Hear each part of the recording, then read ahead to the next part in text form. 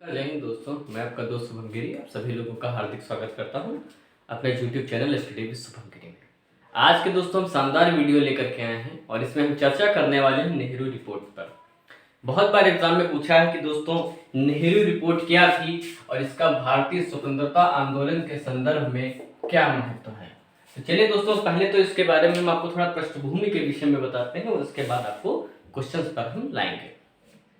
एक बात दोस्तों समझ लीजिए, मैंने साइमन कमीशन के विषय में पिछली वीडियो में आपको विस्तृत रूप से बताया था कि 1927 में साइमन कमीशन की नियुक्ति की गई और 1928 में भारत में आया और तीव्र गति के साथ भारत में उसका विरोध किया गया और भारतीयों को एक चुनौती भी उससे पहले मिल चुकी थी कि भारतीय ऐसा संविधान का मसौदा तैयार करने में बिल्कुल भी समर्थ नहीं है जो सभी संप्रदाय और सभी लोगों को दोस्तों स्वीकार हो।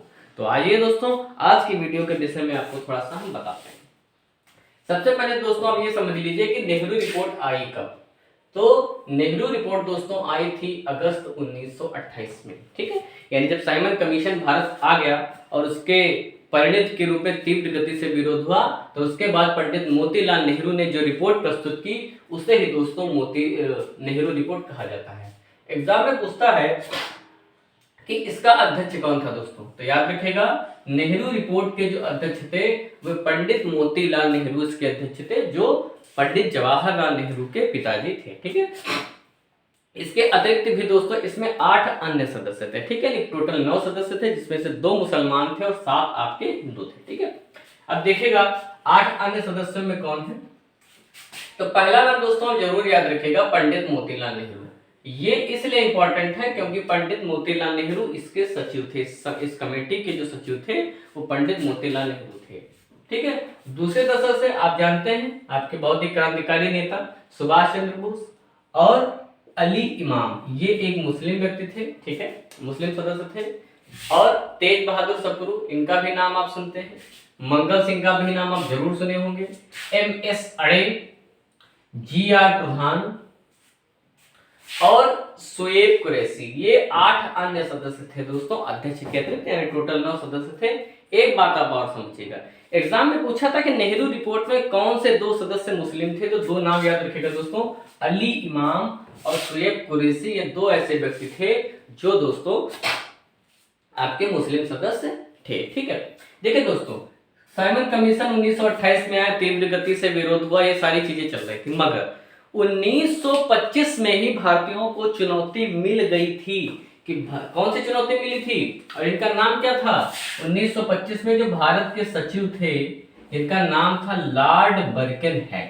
क्या नाम था दोस्तों, लॉर्ड बर्किनहेड ने स्टेटमेंट दिया कि कांग्रेस के नेताओं को चुनौती दी कि वे विभिन्न संप्रदायों की आपसी सहमति से एक संविधान का मसौदा तैयार करें जो सभी को स्वीकार हो। यानी कि उन्होंने चुनौती दी भारतीयों को और कांग्रेस को कि आप ऐसा संविधान का मसौदा तैयार ही नहीं कर सकते हैं जो सभी संप्रदायों, सभी धर्मों, सभी जातियों, भारत के सभी लोगों को सहमत हो, सभी लोग एग्री करें।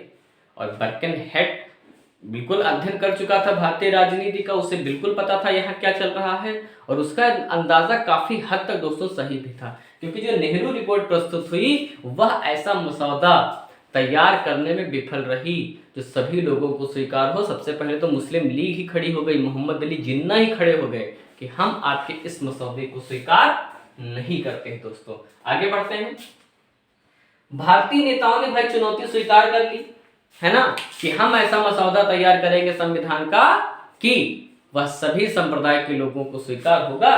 तो भाई इस चुनौती को स्वीकार करने के लिए क्या किया, 1928 में फरवरी 1928 में दोस्तों दिल्ली में एक सर्वदलीय बैठक बुलाई, यानी सभी दल के लोगों को बुलाया और एक सम्मेलन बुलाया वहां पर, ठीक है। मुस्लिम लीग, हिंदू महासभा, है ना, और अन्य जो पार्टियां थी सभी को भाई बुलाया और कहा कि चलिए बैठ करके एक ऐसा मसौदा तैयार करते हैं जो सभी लोगों को स्वीकार हो। भाई बैठक भी बुला ली, मगर इसका कोई परिणाम नहीं निकला और यह बैठक दोस्तों विफल हो गई। यानी जो मसौदा यहाँ पर जो भी बातें हो रही थी, रखी जा रही थी, कोई ना कोई दल कोई ना कोई संप्रदाय उस पर अपनी असहमति जता देता था और यह जो सम्मेलन बुलाया गया दिल्ली में यह विफल हो गया। तो अगर आपसे दोस्तों सवाल पूछ ले कि नेहरू रिपोर्ट के अंतर्गत यानी नेहरू कमेटी के अंतर्गत पहली सर्वदलीय बैठक कहाँ बुलाई गई दोस्तों? दिल्ली में।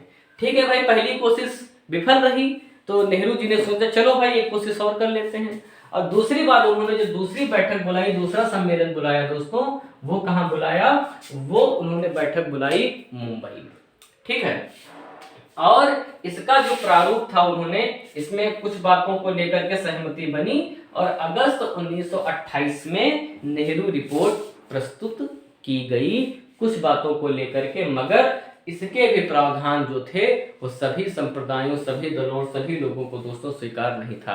क्वेश्चन पूछता है क्या गांधी जी नेहरू कमेटी में थे? तो दोस्तों गांधी जी नेहरू कमेटी में भी नहीं थे और ना ही गांधी जी पहले सम्मेलन में शामिल हुए और ना ही गांधी जी यानी दिल्ली में शामिल हुए, ना ही मुंबई में शामिल हुए, ना ही अपनी कोई बात कही, ना ही अपना कोई प्रावधान रखा। यानी गांधी जी ने क्या किया, नेहरू रिपोर्ट और ये सारी जो गतिविधियां हो रही थी इन सभी से जो थी वो अपनी दूरी बनाए रखी। ठीक है, तो अब देखते हैं भाई क्या हुआ।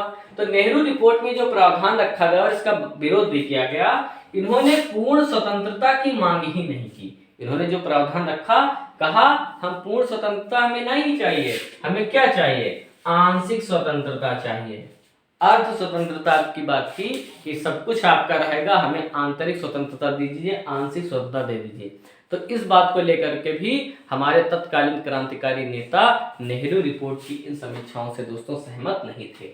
ठीक है, और अगर हम दूसरे परिणाम की बात करें तो दोस्तों जो नेहरू रिपोर्ट आई ये पूर्ण रूप से विफल हुई और मोहम्मद अली जिन्ना जो मुस्लिम लीग के उस समय सबसे बड़े नेता बन चुके थे, उन्होंने तीव्र गति से नेहरू रिपोर्ट का विरोध किया और इसके विरोध में दोस्तों 14 सूत्री कार्यक्रम प्रस्तुत किया। कौन सा कार्यक्रम? 14 सूत्री कार्यक्रम जो आया दोस्तों नेहरू रिपोर्ट के विरोध में आया था। अब मैंने नेहरू जिन्ना फार्मूला भी दोस्तों इंपॉर्टेंट है और इसके प्रावधान पूछे जाते हैं। मैंने इस वीडियो में इसको शामिल नहीं किया है क्योंकि वीडियो फिर ज्यादा लंबी हो जाती।